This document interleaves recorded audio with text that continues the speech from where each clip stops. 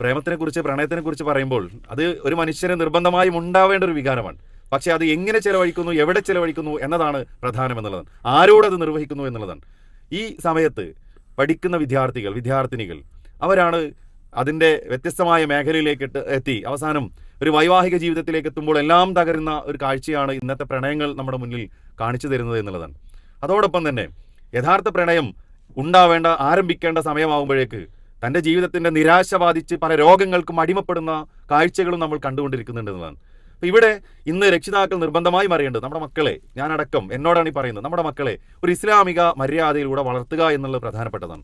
അതോടൊപ്പം തന്നെ ഓരോ സന്ദർഭത്തിനും അനുസരിച്ച അവബോധങ്ങൾ, അവയർനെസ് നമ്മുടെ മക്കൾക്ക് നൽകുക എന്നതും വളരെ പ്രധാനപ്പെട്ട കാര്യമാണ്.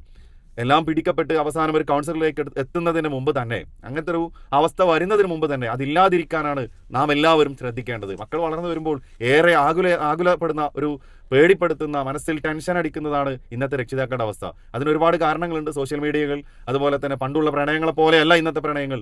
വളരെ വേഗം ഫിസിക്കൽ അറ്റാച്ച്മെന്റിലേക്കാണ്, അല്ലെങ്കിൽ ശാരീരികമായ ബന്ധപ്പെടലിലേക്ക് എത്തിച്ചേരുന്ന കാഴ്ചകളൊക്കെയാണ് നമ്മൾ കണ്ടുകൊണ്ടിരിക്കുന്നത്, അറിയുന്നത്. അപ്പം അങ്ങനെയുള്ള ഈ ഒരു അവസരത്തിൽ ആദ്യത്തെ സ്റ്റെപ്പ് എന്നുള്ള നിലക്ക് നമ്മുടെ വീടുകളിൽ നമ്മൾ ഏത് രൂപത്തിലാണ് എന്ന് നോക്കുകയും നമ്മുടെ മക്കൾക്കൊക്കെ സ്വതന്ത്രമായി നമ്മോടെല്ലാം പങ്കുവെക്കാനുള്ള സാഹചര്യങ്ങൾ ഒരുക്കുകയും ചെയ്തു കഴിഞ്ഞ് അവരെ യഥാർത്ഥമായ ബോധവൽക്കരണം നടത്തുകയും ചെയ്യുക എന്നുള്ളത് വളരെ പ്രധാനപ്പെട്ട ഒരു കാര്യമാണ്.